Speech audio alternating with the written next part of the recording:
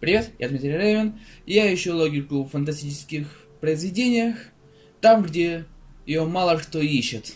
И взоры я решил обратить на зарубежную короткометражку в переводе Гиро под названием «Быстрее света».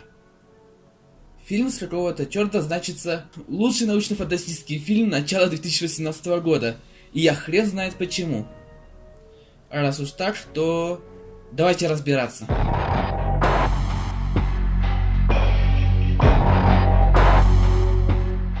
По первым же кадрам видно, что этим фильмом занималась профессиональная команда. И примерно тогда же становится ясно, что от фильма многого можно и не ожидать. В основном это благодаря отсутствию экспозиции, а сразу же переносят на запуск варп-корабля. Что было ранее, как проходила разработка и запуск этого корабля, как набиралась команда для этого проекта, какие были предварительные испытания. Рот заткни и смотри дальше, ответит сценарист. Ну вот, как по стандарту, капитан Кейн, администратор, общается на посторонние темы, ни на секунду не отвлекаясь от своего основного дела. Капитан Кейн проверяет трансмиссию. Ожидаем конечный результат и проверку трансмиссии. Все в норме, центр. И использует украденные стартрековские термины. Вылетаю. Четверть импульса. И вспоминает свою семью. Куда ж без этого в фильмах о первопроходцах. Всегда нужны персонажи, которые будут сопереживать главному герою. Это штамп. От него не избавиться. Можно ли ожидать от фильма упоминания более ранних беспилотных запусков и запусков с животными на борту? Естественно, нет. Это я про то, как на фильм сказывается отсутствие экспозиции, когда ничего не понятно. Хотя, по идее, что я вижу на корабле, как только он уходит в варп? Да, имеются инерционные гасители и генераторы гравитации. Это я вижу потому, что главного героя не расплющивает в лепешку от воздействия инерции при переходе на скорость света. Но всего этого можно было бы достичь только одним способом – экспериментально, о чем я только что упомянул. Но, тем не менее, полет проходит успешно, Кейн жив и здоров и сумевает наладить связь после выхода из варпа. Оставляет там спутник и собирается валить обратно к земле. Но движки почему-то начинают троить. Пилот выключает двигатели, индикаторы мощности на нуле, кроме одного.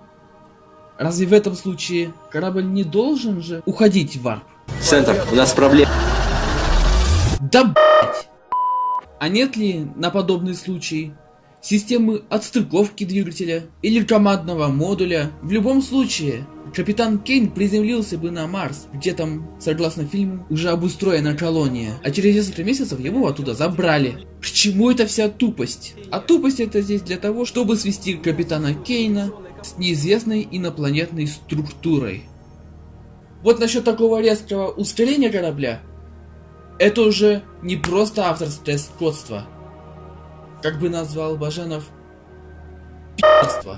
А пи***ство заключается в том, что это так же тупо, как бы если Конкорд с одним движком разогнался бы до своей максимальной скорости в 2 маха. Так где в этом логика? Тупость идет дальше. Капитан Кейн с какой-то стати еще пытается вызвать центр управления. Хотя, казалось бы, нам же показали, что на варпе во вселенной этого фильма невозможна связь со внешним миром. Да еще тот факт, что на месте выхода из варпа перед Кейном как раз образовалась та самая инопланетная структура, тоже можно считать тупостью. Могла же эта структура встретиться где-нибудь на расстоянии 100 световых лет от этого места? Или вообще не встретиться? Ни с такой стати. Так еще цивилизация эта мега развитая, которая использует дронов-кристаллидов и оперирует раковиной Покровского, разновидностью сферы Дайсона, а не, например, какой-нибудь одинокий звездолет. И вот что будет делать пилот, оказавшийся в безвыходной ситуации? Естественно, искать способ либо найти этот самый выход, и, если уж на то пошло, искать способ продержаться как можно дольше. А что делает наш бравый капитан Кейн? Он просто смотрит на фотку своей семьи, несет какую-то чушь. Первый контакт.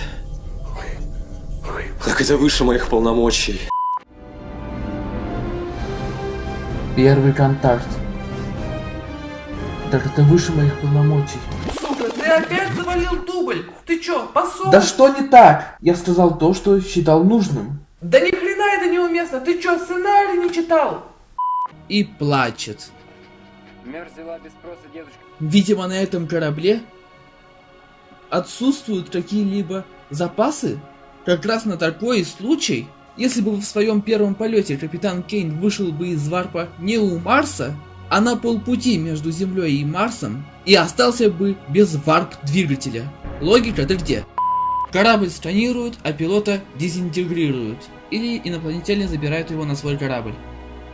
Либо конец, либо будем смотреть, что капитан Кейн будет делать на корабле инопланетян. А хер там, нужен же хэппи-энд, поэтому впихнем пространственную аномалию, созданную этим недалеко от той самой МКС, в которой был запущен этот варп-корабль, и переместим капитана Кейна на лужайку у его дома, к его семье. Подожди, ты дурак что ли, эй? Казалось бы, можно радоваться, хэппи-энд, но здесь имеет место быть скрытый посыл фильма, который значит примерно то же, как и предупреждение, данное новичкам грязными профессионалами. Идите отсюда, это не ваше дело, мы тут батя, а вы лишь мышки. Вам делать тут абсолютно нечего. Пшли отсюда!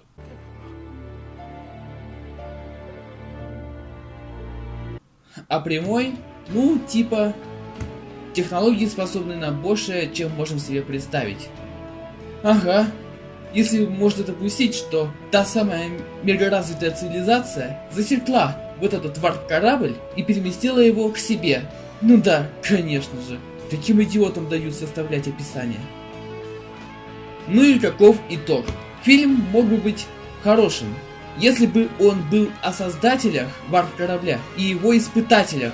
Если бы не было вот этой банальщины и глупости, возможно, он был бы хорош. Это уж точно. По типу одного советского фильма. Называется «Кажись, барьер неизвестности». Я Дмитрий Ревен, всем удачи и пока. Don't you realize